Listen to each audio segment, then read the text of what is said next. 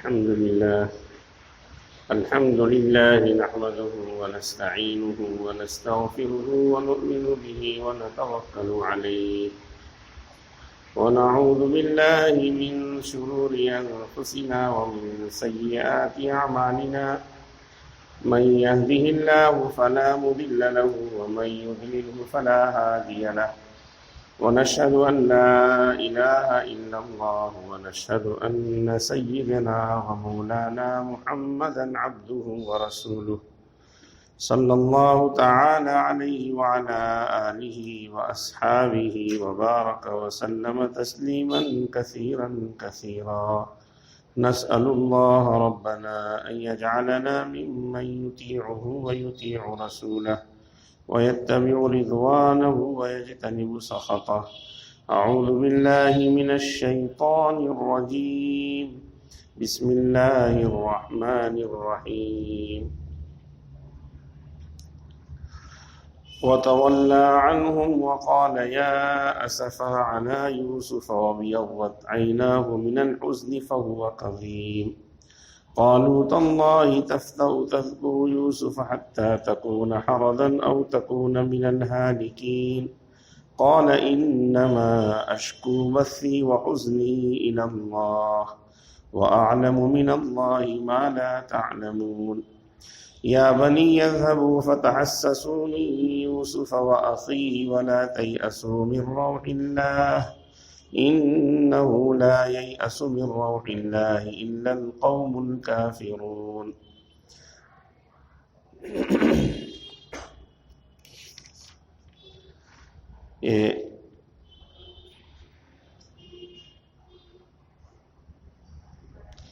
سورہ یوسف کی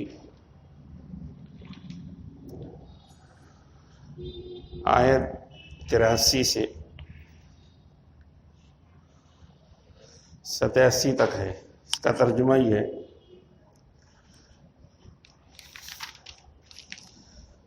تم جاؤ اپنے والد کے پاس اور تم لوگ کہنا کہ ہمارے والد، یقیناً آپ کے بیٹے نے چوری کی، اور ہم تو صرف وہی بیان کرتے جو ہم جانتے ہیں، اور ہم غیب کی بات کے یاد کرنے والے نہیں ہیں. آپ پوچھ لیجئے بستی سے جس کے اندر ہم تھے اور قافلے سے جس کے ساتھ ہم آئے ہیں، اور یقیناً ہم سچوں میں سے ہیں. کہا یعقوب علیہ السلام نے، بلکہ گھڑ لیا ہے تمہارے جی نے ایک بات، بس مجھ کو تو میں صبر ہی کروں گا. اللہ سے امید ہے کہ اللہ تعالیٰ ان تمام کو میرے پاس پہنچا دے گا. یقیناً وہ زبردست خوب واقف ہے، زبردست حکمت والا ہے. اور رخ پھیر لیا دوسری طرف ان سے اور کہا کہ ہائے افسوس یوسف پر، اور سفید ہو گئی ان کی آنکھیں غم سے روتے ہوئے. پس وہ اپنے غم کو چھپانے لگے.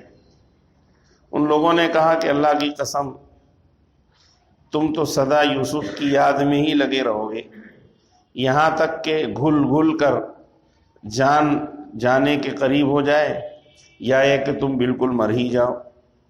کہا یعقوب علیہ السلام سے کہ میں تو میرا شکوہ اللہ سے کرتا ہوں، اور میں میرے غم کو اللہ سے بیان کرتا ہوں، اور میں اللہ کی باتوں کو جتنا زیادہ جانتا ہوں تم لوگ نہیں جانتے.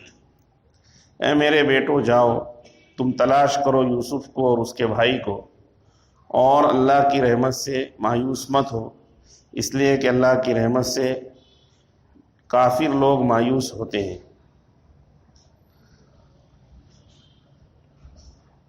پیچھے کی آیات بھی ترجمہ کیا گیا، اس میں بیان کیا گیا کہ جب حضرت یوسف علیہ السلام نے بنیامین کو اپنے پاس روک لیا اور پھر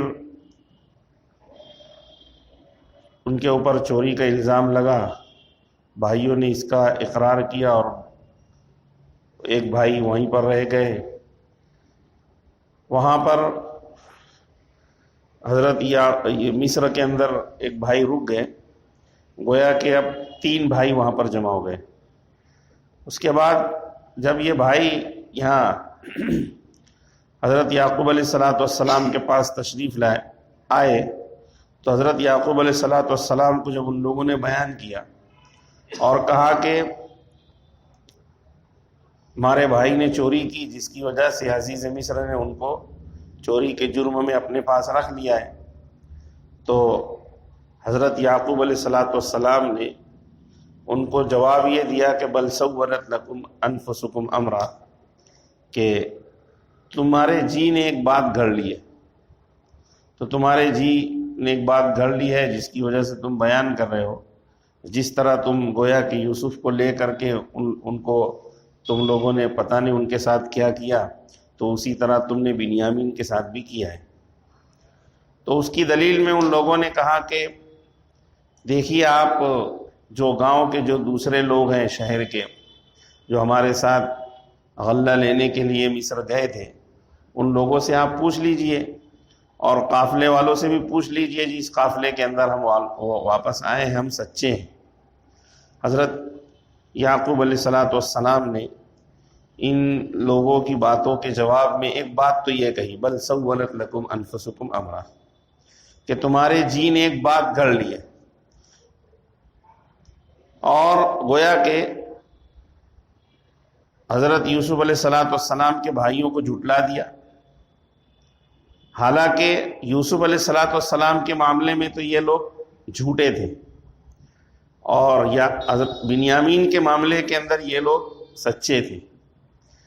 تو اس سے یہ بات بھی معلوم ہوتی ہے کہ نبی تو ہوتا ہے لیکن نبی انسان ہی ہوتا ہے، اس کو غیب کی باتوں کے بارے میں کچھ علم نہیں ہوتا، بس اتنا ہی وہ جانتا ہے جتنا اللہ اس کو بتلاتا ہے۔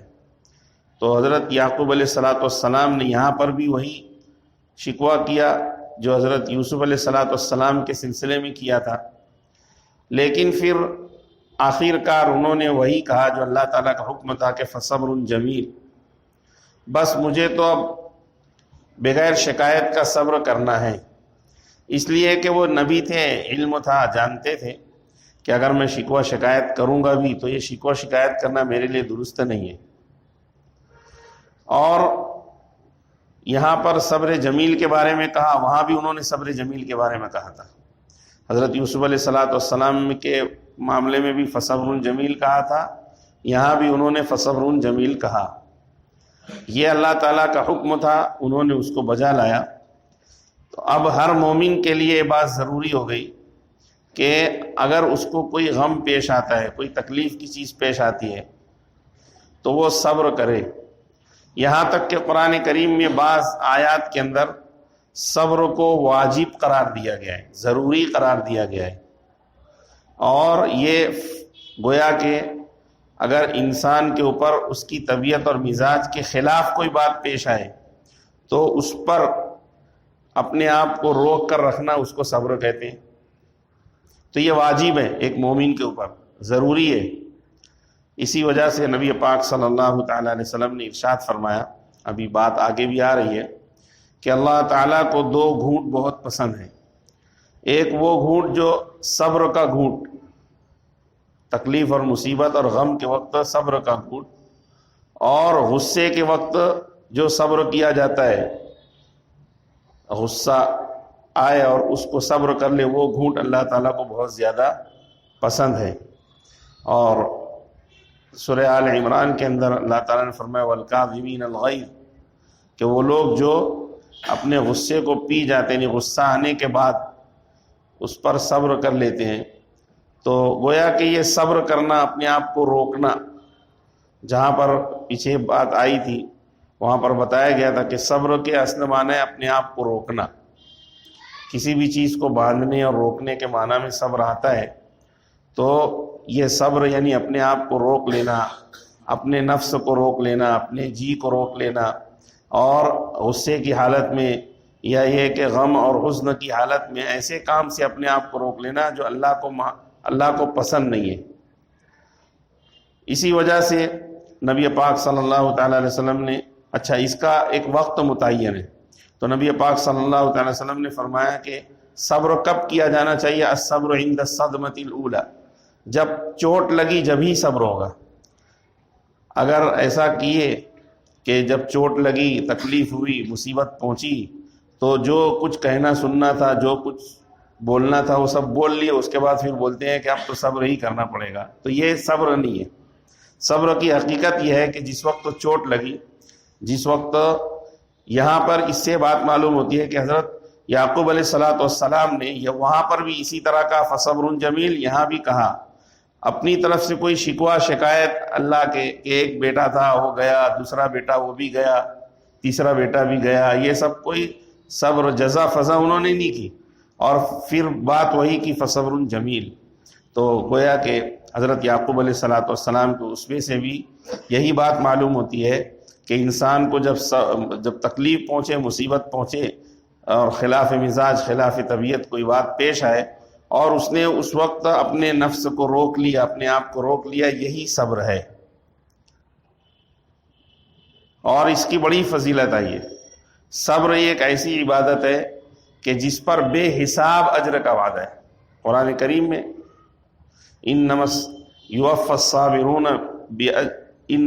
الصابرون بغیر حساب، کہ صبر کرنے والوں کو جو اجر اور بدلہ دیا جاتا ہے وہ بغیر حساب دیا جاتا ہے، بے حساب. اب بے حساب کا کیا مطلب؟ بے حساب کا مطلب یہ ہے کہ جس درجے کا صبر انسان کرے گا، یعنی جس درجے کی مصیبت، تکلیف، پریشانی ہوگی اس درجے پر صبر کرے گا. تو جس درجے کی تکلیف، پریشانی، مصیبت پر صبر کرے گا، اللہ اس کا اجر اس کو دے گا، اس اعتبار سے اس کو دے گا. اسی وجہ سے اس کی جو ہے صبر، اس کے ذریعے سے اللہ تعالیٰ درجات بلند کرتے ہیں. اور اللہ تعالیٰ ان لوگوں کو جن کے درجات بلند کرنا چاہتے ہیں ان پر مصیبتیں آتی ہے، تکلیفوں پر تکلیفیں آتی ہے. حضرت نبی پاک صلی اللہ تعالیٰ علیہ وسلم سے ایک شخص نے عرض کیا کہ اللہ کے رسول، میں آپ سے محبت کرتا ہوں. تو حضرت نبی پاک صلی اللہ تعالیٰ علیہ وسلم نے ارشاد فرمایا کہ سوچ لے میں کیا کہنا چاہتا ہے تو. انہوں نے پھر کہا اور مبالغے کے ساتھ کہا کہ میں آپ سے محبت کرتا ہوں اپنی جان، اپنے اہل و عیال سے زیادہ. نبی پاک صلی اللہ تعالیٰ علیہ وسلم نے دوبارہ فرمایا کہ سوچ لے. پھر دوبارہ فرمایا تو پھر انہوں نے بھی یہی کہا. 3 مرتبہ کہنے کے بعد نبی پاک صلی اللہ تعالیٰ علیہ وسلم نے اس کے جواب میں ارشاد فرمایا کہ اگر بات یہی ہے، یعنی تیرا کہنا سچ ہے، تو تو اس بات کے لیے تیار ہو جا کہ جس طرح سیلاب کا پانی نشیب کی طرف، یعنی نیچائی کی طرف جاتا ہے، پانی بہتا ہے تو کدھر بہتا ہے؟ اوپر کی طرف. تو نیچے کی طرف جس طرح پانی بہتا ہے، اس طرح مجھ سے محبت اور تعلق رکھنے والوں کی طرف مصیبتیں آتی ہیں. تو یہ گویا کہ اللہ تعالیٰ کے ہاں مجاہدات اور اللہ تعالیٰ کے استقامت کا ایک پیمانہ یہ ہے کہ جو آدمی صابر ہوتا ہے. حضرت مولانا بھی تھے، ڈاکٹر بھی تھے، حضرت مولانا اشرف علی تھانوی رحمۃ اللہ علیہ کے اجل خلفاء میں تھے، اور مفتی تقی عثمانی صاحب شیخ الاسلام دامت برکاتہ، ان کے شیخ مولانا ڈاکٹر عبدالحی صاحب عارفی، جو لکھنؤ کے رہنے والے تھے، پھر پاکستان چلے گئے. انہوں نے کہا کہ اگر اللہ تعالیٰ کا قرب حاصل کرنا ہے اور جو بہت مجاہدات کرنے کی اس کے لیے ضرورت نہیں ہے، اللہ سے تعلق قائم کرنا ہے، تو صرف 2 چیزوں کی عادت بنا لیں، اور وہ دونوں چیزیں فرض ہیں. ایک چیز ہے کہ اچھی حالات میں شکر کرنا، اور برے یعنی تکلیف مصیبت کے حالات کے اندر صبر کرنا. بس یہ 2 ایک ایسی خوبی ہے کہ جو مسلمان پر فرض بھی ہے اور جس کے ذریعے سے اللہ تعالیٰ درجات بلند کرتے ہیں. تو یہاں پر حضرت یعقوب علیہ السلام، جیسے پیچھے ہفتے میں بتلایا گیا کہ انہوں نے صبر کہا، تو صبر کی وجہ سے اللہ تعالیٰ ان کے درجات کو، اللہ تعالیٰ نے ان کو بلند کیا. پھر انہوں نے کہا کہ عسى الله ان يأتيني بهم جميعا، کہ عنقریب میرے تمام بیٹوں کو اللہ تعالیٰ لے آئے گا میرے پاس. یہ جملہ جو انہوں نے کہا یہ ان کی صبر کی انتہا تھی. جب انہوں نے یہ ایک بیٹا گیا، پھر دوسرا گیا، پھر دوسرے کے ساتھ تیسرا بھی وہیں رک گیا، تو اب حضرت یعقوب علیہ السلام کو گویا کہ اللہ کی طرف سے امید بندھی، اور انہوں نے کہا کہ عنقریب میرے تمام بیٹوں کو اللہ تعالیٰ لے آئے گا. یقیناً وہ بہت زبردست حکمت والا اور علم والا، جاننے والا ہے. تو یہ کہنے کے بعد وَتَوَلَّ عَنْهُمْ، انہوں نے اپنے بیٹوں سے ناراضگی کی وجہ سے رخ پھیر لیا، صبر کر لیا تھا، اس لیے کچھ کہہ تو نہیں سکتے تھے سخت و سست کچھ کہ بھائی اپنی طرف سے کچھ بات کہتا کہ کچھ غم ہلکا ہو جائے، ایسا کچھ نہیں کہا انہوں نے، اپنا رخ ان کی طرف سے پھیر لیا اور اتنا کہا کہ یا اسف علی یوسف، ہائے افسوس اور غم یوسف پر، بس اتنا کہا۔ حضرت یوسف علیہ السلام پر غم و حزن اتنا زیادہ ان کو تھا۔ تو پیچھے ہفتے میں نے کہا تھا کہ لوگوں ایک سوال پیدا ہوتا ہے کہ اللہ کے نبی تھے تو حضرت یوسف علیہ السلام سے اتنی زیادہ بیٹے سے محبت، یہ تو شان نبوت کے خلاف ہے، اس کا جواب دیا گیا تھا۔ لیکن یہ جو حضرت یعقوب علیہ السلام کی جو یہ کیفیت تھی، یہ آزمائش تھی۔ علامہ قرطبی رحمۃ اللہ علیہ نے اپنی تفسیر میں لکھا ہے کہ ایک مرتبہ حضرت یعقوب علیہ السلام تہجد کے اندر اللہ سے مناجات میں اور اللہ کی یاد میں مشغول تھے، تہجد کی نماز پڑھ رہے تھے، اور قیام کی حالت میں آپ کی نظر حضرت یوسف علیہ السلام پر پڑی، جو بچپنے کی حالت میں تھے اور سامنے لیٹے ہوئے تھے، سوئے ہوئے تھے۔ تو ان کے دھیان اللہ کی ذات کی طرف سے ہٹ کر گویا کہ نماز پڑھ رہے تھے، اور توجہ جو ہے حضرت یوسف علیہ السلام کی طرف چلی گئی۔ جب یوسف علیہ السلام کی طرف توجہ چلی گئی تو بہت زیادہ محبت تھی ان کو، تو اس وقت حضرت یعقوب علیہ السلام کی توجہ جو وہاں سے ہٹی اور بٹی، اس پر اللہ کی طرف سے غیب سے گویا کہ ان کو ایک ندا آئی کہ تو نے میرے غیر کی طرف، تو نے نماز کی حالت کے اندر جب تو مجھ سے مناجات کے اندر، میرے ذکر کے اندر، میری یاد میں مشغول تھا، تو اس وقت تو نے میرے غیر کی طرف توجہ دی۔ یاد رکھ، میں یہ دونوں آنکھیں جس کے ذریعے سے تو نے میرے غیر کی طرف دیکھا ہے، میں نکال لوں گا، لے لوں گا۔ یہ علامہ قرطبی رحمۃ اللہ علیہ نے اس روایت کو نقل کیا ہے۔ تو یہاں سے جواب مل جاتا ہے کہ یہ جو حضرت یوسف علیہ السلام پر اتنا غم، حزن، اور پھر روتے روتے 6 سال تک، ابھی جسے آگے آ رہا ہے کہ حضرت یعقوب علیہ السلام کی بینائی وَابْيَضَّتْ عَيْنَاهُ مِنَ الْحُزْنِ، کہ ان کی آنکھیں سفید ہو گئی غم کے مارے۔ سفید ہونے کا مطلب یہ ہے کہ نور ختم ہو گیا، آنکھوں سے دکھائی دینا بند ہو گیا، آنکھیں سفید ہو گئی۔ وَهُوَ قَدِيمٌ، اس کی وجہ یہ تھی کہ وہ غم کو اپنے اندر گھوٹ رہے تھے، غم کو پی رہے تھے، کسی سے کچھ بیان نہیں کرتے تھے، کسی کو کچھ کہتے نہیں تھے۔ عربی زبان میں قدم غیظ یا عربی زبان میں قدیم ایسے شخص کو کہتے ہیں کہ جو غصے کو اور غم کو اور اپنی تکلیف کو، مصیبت کو کسی سے بیان کیے بغیر اپنے اندر ہی گھٹ رہا ہو۔ تو ظاہر بات ہے جب کوئی شخص اپنے اندر گھٹتا ہے تو اس کے غم کی شدت زیادہ ہوتی ہے، اس کے صبر کا پیمانہ بہت زیادہ جو بھرا ہوا ہوتا ہے۔ تو یہاں پر اللہ تعالیٰ نے فرمایا کہ ان کی آنکھیں اسی وجہ سے سفید ہو گئی کہ خود ہی روتے رہتے تھے، کسی کو کچھ کہتے نہیں تھے، کسی سے شکوہ نہیں کرتے تھے، کسی سے شکایت نہیں کرتے تھے، بس صرف وہ روتے رہتے تھے، جس کی وجہ سے آنکھیں سفید ہو گئی۔ اور آگے آئے گا کہ حضرت یوسف علیہ السلام نے اپنا کرتا بھیجا تھا جس کی وجہ سے ان کی بینائی واپس آ گئی۔ تو بینائی کے جانے اور واپس آنے کے درمیان میں 6 سال کا عرصہ گزرا۔ 6 سال تک گویا کہ حضرت یعقوب علیہ السلام اس ابتلا اور آزمائش میں رہے اللہ کی طرف سے، اس میں بھی ان کے درجات کی بلندی کا فیصلہ ہوا۔ بہرحال حضرت یوسف علیہ السلام پر بہت زیادہ غم کیا، اور اب حیرت حضرت یوسف علیہ السلام پر کہ اتنے سال یعنی 33 سال تک وہ اپنے والد سے جدا رہے، اور لیکن انہوں نے اپنے والد کے بارے میں کچھ خبر نہیں لی۔ یہ اللہ تعالیٰ کی طرف سے تھا، اللہ کا ایک نظام تھا جو چل رہا تھا۔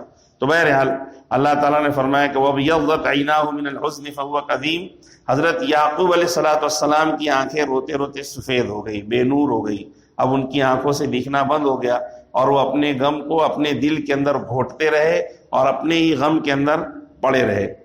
قَالُوا تَاللَّهِ تَفْتَأُ تَذْكُرُ یوسف، ان کی اس حالت کو دیکھ کر کہ جب یوسف علیہ السلام گئے تب بھی وہ رو رہے تھے، اب بنیامین بھی چلے گئے، ان کے بڑے بیٹے تھے وہ بھی وہاں نہیں رہے، تو اب حضرت یعقوب علیہ السلام کی حالت غیر ہو گئی۔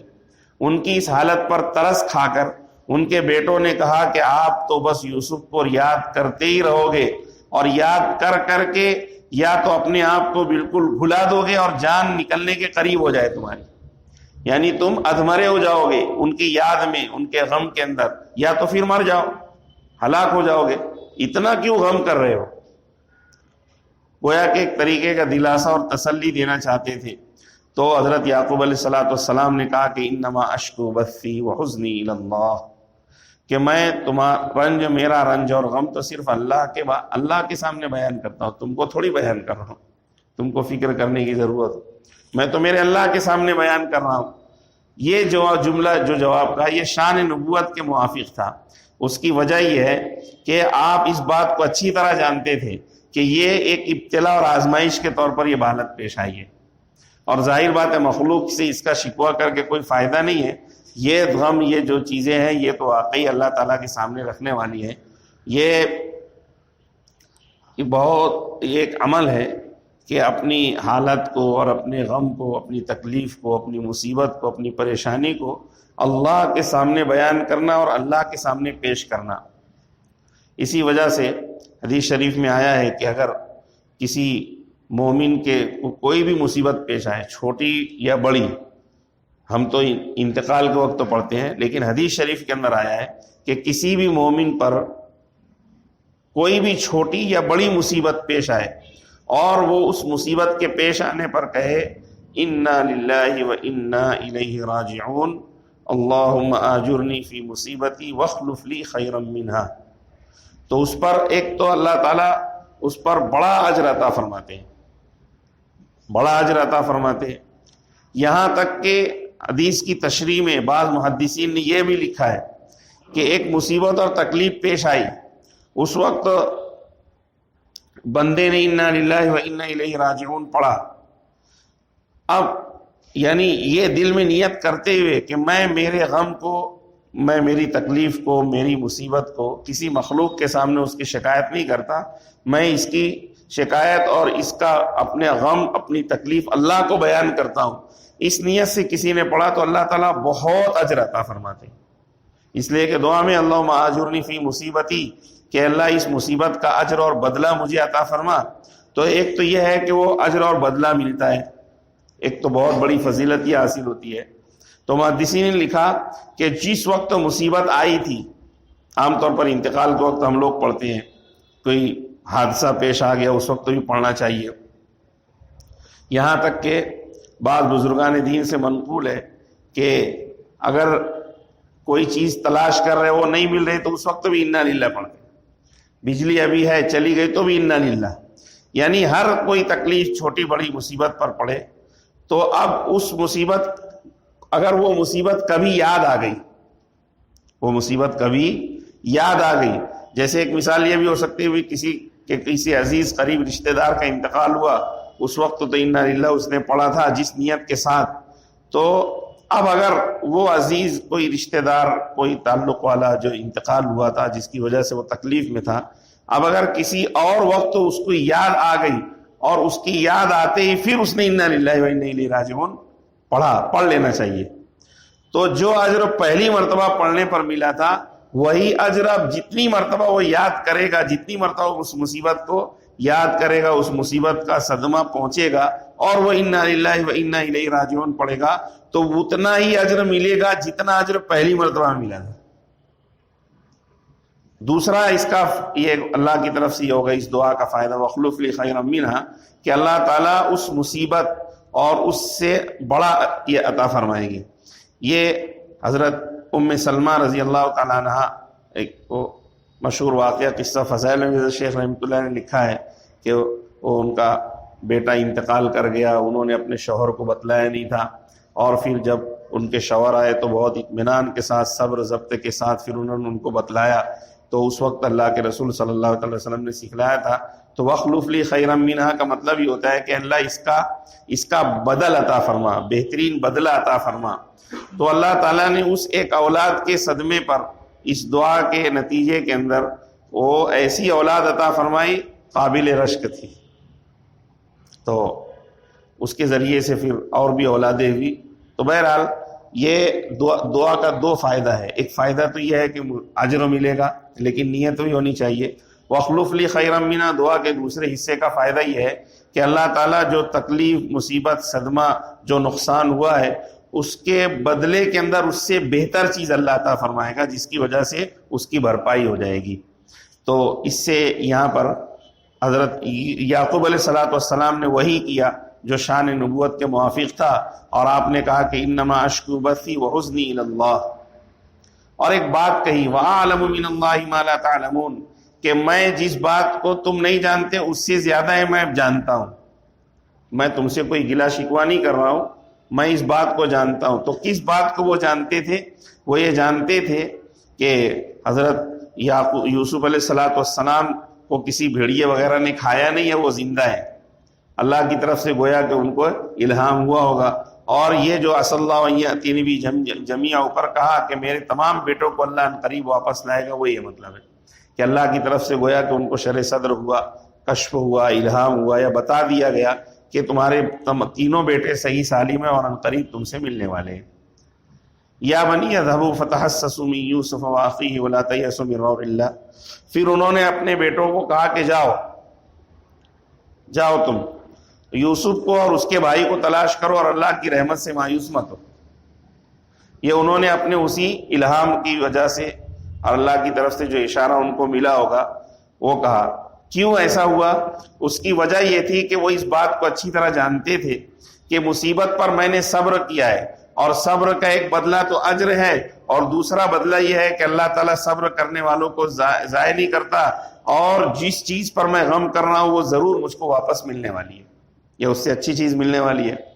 تو انہوں نے اپنے بیٹوں کو کہا کہ تم جاؤ اور یوسف کو اور ان کے بھائی کو تلاش کرو، وَلَا تَيْأَسُوا مِن رَوْحِ اللَّهِ، اور دیکھو تم اللہ کی رحمت سے مایوس مت ہو۔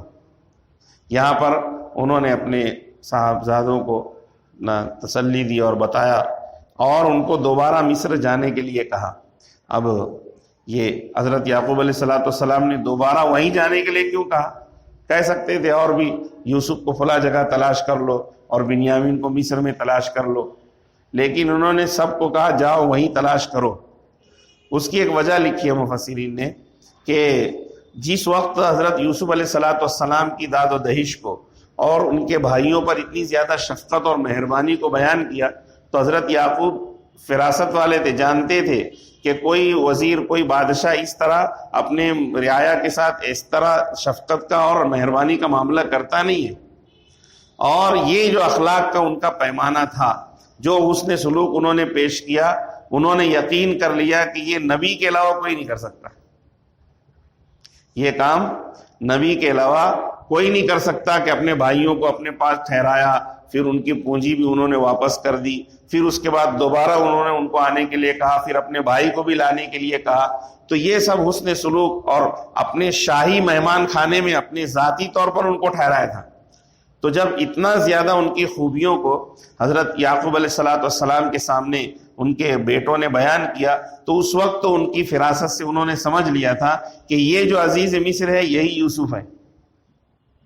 تو اس وجہ سے انہوں نے کہا کہ دیکھو اللہ کی رحمت سے مایوس مت ہو اور جاؤ وہیں تلاش کرو، اور اللہ کی ذات سے مایوس جو ہوتے ہیں وہ کافر ہوتے ہیں۔ یہاں پر ایک اصولی بات اللہ تعالیٰ کی طرف سے ذکر کی گئی، اور یہ حضرت یعقوب علیہ السلام کی گویا کے ارشادات میں سے کہ مایوس کا مطلب یہ ہوتا ہے کہ اگر کسی کام کو ہم نے ناممکن سمجھ لیا، تو چونکہ کرنے والی ذات تو اللہ کی ہے، تو گویا کہ ہم نے اپنی طاقت اور بل کے اعتبار سے یہ سمجھ لیا کہ یہ کام مجھ سے نہیں ہو سکتا یا یہ کام ممکن نہیں ہے، تو یہ اللہ تعالیٰ کی قدرت قاہرہ اور اللہ تعالیٰ کی قدرت کاملہ پر حرف ڈالنے کے مترادف ہے۔ بات تو سمجھ میں آ رہی ہے؟ جیسے کوئی انسان یہ سوچ لے کہ نہیں ایسا ہو ہی نہیں سکتا، مایوس ہو گیا۔ کوئی مثال کے طور پر کوئی دعا کر رہا تھا اور دعا کرتے کرتے اب مایوس ہو گیا کہ نہیں اب ایسا نہیں ہو سکتا۔ یا ایک مثال اور لکھی ہے کتابوں میں کہ بہت سارے لوگ کسی دعا کے بارے میں کتراتے ہیں کہ پتہ نہیں ایسا ہوگا بھی کہ نہیں ہوگا۔ تو دعا کرنا ہمارا کام ہے، اگر ہم یہ سوچ لیں گے اور مایوس ہو جائیں گے کہ ایسا ہوگا بھی کہ نہیں ہوگا، تو یہ گویا کہ کفر ہے، یہ اللہ کی ذات کے اوپر ایمان اور بھروسہ نہیں ہے۔ بات تو سمجھ میں آئی؟ تو مایوسی جس کو کہتے ہیں کہ کسی کام کے بالکل نہ ہونے کا یقین ہو جانا، انسان کا مایوس ہو جانا کہ اب ایسا ہو ہی نہیں سکتا، تو یہ گویا کہ اللہ کی قدرت کا اپنے دل سے انکار کرنا ہو گیا، اسی کو یہاں کہا گیا ہے کہ انہ لا یئس من روح اللہ الا القوم الکافرون، کہ اللہ کی رحمت سے کافر لوگ مایوس ہوتے ہیں، یعنی جو اللہ کے انکار کرنے والے ہیں، اللہ کو نہ ماننے والے ہیں، اور اللہ کو ماننے والا کبھی مایوس نہیں ہوتا، اس لیے کہ اس کا اسباب پر یقین نہیں ہوتا، اپنی ذات پر، صلاحیت پر یا کسی اور چیز پر اعتماد نہیں ہوتا، بلکہ وہ اللہ کی ذات پر اعتماد کرتا ہے کہ ایسا یقیناً ہوگا، اس لیے کہ اللہ سب کچھ کر سکتا ہے۔ اس لیے ایک اصولی بات اور ایمان کی بات یہاں بیان کر دی گئی، اس کو ہمیں اپنے عقیدے میں شامل رکھنا چاہیے، اس لیے کہ مایوسی کفر ہے نا، اقوال زرین میں لوگ لکھتے ہیں تو مایوسی کفر ہے، تو مایوسی کفر ہے، یہ اقوال زرین نہیں ہے، یہ اللہ تعالیٰ کا ارشاد ہے۔ اس ارشاد سے یہی معلوم ہوتا ہے کہ کسی بھی چیز سے مایوس نہیں ہونا چاہیے، امید رکھنا چاہیے اللہ کی ذات سے، اللہ کی ذات سے امید رکھنا ایمان ہے، اور اللہ کی ذات سے مایوس ہونا کفر ہے۔ تو یہ عقیدہ ہے، گویا کہ ہمارے عقیدے کا ایک جزو ہے، اس لیے حضرت یعقوب علیہ السلام نے کہا کہ وَلَا تَيْأَسُوا مِن رَوْحِ اللَّهِ، کہ تم لوگ اللہ کی رحمت سے مایوس مت ہو۔ اللہ کی رحمت سے مایوس تو کافر ہوتا ہے۔ عالم اسباب کو دیکھ کر کے اگر عالم اسباب کے ماتحت کسی چیز کے بارے میں ہم یہ یقین کر لیں کہ ایسا نہیں ہو سکتا، اس کی اصلاح کرنے کی ضرورت ہے۔ معاشرے کے اندر بعض مرتبہ ہمارے خود کے حالات میں عام طور پر ایسا پیش آتا ہے کہ ایک شخص بالکل مایوس ہو گیا، ایسا ہو ہی نہیں سکتا، محنت کر رہا ہے، مشقت اٹھا رہا ہے، یا کسی چیز کی امید لگا کر کے بیٹھا ہوا ہے، اب وہ کام نہیں ہوتا تو کہتا ہے کہ سب کچھ نہیں ہوگا۔ جیسے بہت سارے لوگ اپنی زبان سے بھی کہہ دیتے ہیں کہ ہماری دعا تو قبول نہیں ہوتی، یا یہ کہ فلاں کام ارے تو یہ نہیں ہو سکتا، ہو ہی نہیں سکتا یہ کام۔ تو یہ سب باتیں اپنی زبان سے کہنا مناسب نہیں ہے۔ اگر کسی ایسی حالت میں کہہ دیا، عقیدہ درست نہ ہونے کی بنا پر انسان کفر کا شکار ہو جائے گا۔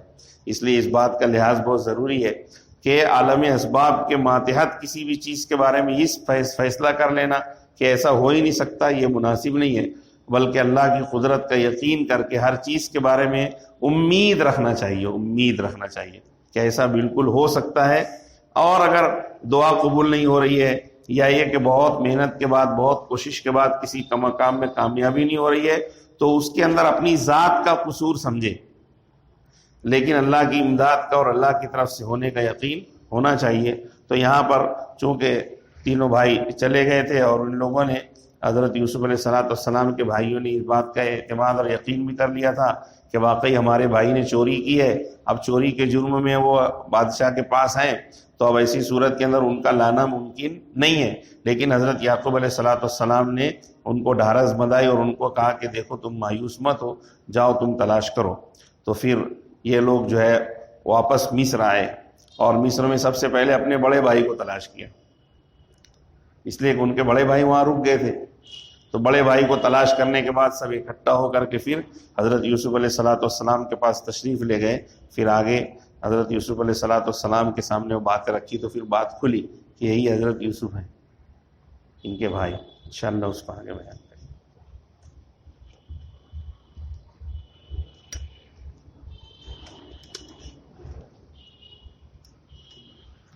سبحانک اللہم و بحمدک، تبارک اسمک و تعالی جدک و لا الہ غیرک، اللہم صلی وسلم وبارک علی سیدنا مولانا محمد کما تحب و ترضى عدد ما تحب و ترضى۔ اے اللہ ہم سب کے سب گناہوں کو معاف فرما، ہماری خطاؤں سے درگزر فرما۔ اے اللہ ہمیں اپنے عیوب اور ذنوب کا استحضار عطا فرما۔ اے اللہ سچی پکی توبہ کی توفیق عطا فرما۔ اے اللہ ہماری اصلاح کے فیصلے فرما۔ اے اللہ زیادہ سے زیادہ اپنی مرضیات پر چلا کر نامرضیات سے پوری پوری حفاظت فرما۔ اے اللہ نیکی، بھلائی، تقوی اور خیر کے کاموں کی محبت عطا فرما، برائی، شر اور معصیت کے کاموں کی نفرت عطا فرما۔ اے اللہ اپنی ذات عالی کا کامل یقین، توکل اور اعتماد عطا فرما، ایمان کامل، یقین صادق کی دولت عطا فرما۔ اپنی محبت و معرفت کے انوار سے ہمارے قلوب کو منور فرما۔ اے اللہ اپنی یاد سے ہمارے دلوں کو آباد فرما۔ اے اللہ اخلاص و احسان، ایمان و احتساب، اتباع سنت کی کیفیات سے ہم سب کو مالا مال فرما۔ اپنا خوف عطا فرما، اپنی خشیت عطا فرما، اپنا تقوی عطا فرما۔ اے اللہ اپنے پاک صلی اللہ تعالیٰ علیہ وسلم کی سچی پکی اور واقعی محبت عطا فرما۔ اے اللہ اپنے پاک صلی اللہ تعالیٰ علیہ وسلم کے پیارے طریقوں کو زندگی کے ہر شعبے میں جاری و ساری کرنے کی توفیق اور سعادت نصیب فرما۔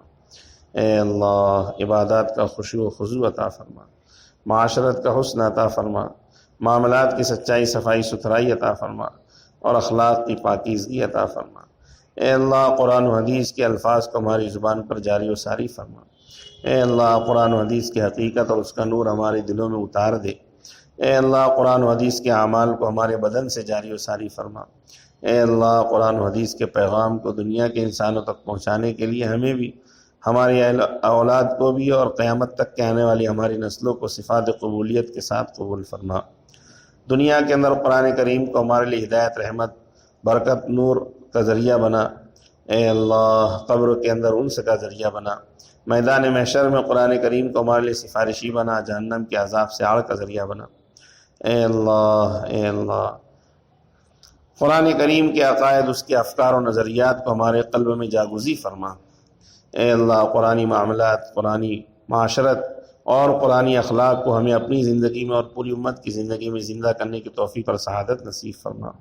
اے اللہ قرآنی اوامر کو بجا لانے اور قرآنی مناہی سے بچنے کی توفیق عطا فرما۔ اے اللہ دن رات کے مختلف حصوں میں پورے ذوق، شوق اور محبت کے ساتھ قرآن کریم کی تلاوت کی توفیق اور سعادت نصیب فرما۔ اے اللہ بیماروں کو شفا عطا فرما، پریشان حالوں کی پریشانی کو دور فرما۔ اے اللہ بے گھروں کو گھر عطا فرما، بے سہاراؤں کو سہارا عطا فرما۔ اے اللہ بے روزگاروں کو حلال پاک طیب عافیت والی روزی عطا فرما، رزق کی تنگی کو دور فرما۔ اے اللہ ہم میں سے ہر ایک کو حلال پاک طیب عافیت، سہولت، خیر اور برکت والا رزق حلال ذریعے معاش عطا فرما۔ اے اللہ جو جس نوع کی پریشانی میں اس کی پریشانی اور تکلیف کو دور فرما۔ ہم میں سے ہر ایک مرد خواتین کی ضرورتوں کو خزانہ غیب سے عافیت، سہولت، خیر اور برکت کے ساتھ پورا فرما۔ ربنا تقبل منا انک انت السمیع العلیم وتب علینا انک انت التواب الرحیم۔ صلی اللہ تعالی علی خیر خلقہ محمد وآلہ وصحبہ اجمعین برحمتک یا ارحم الراحمین۔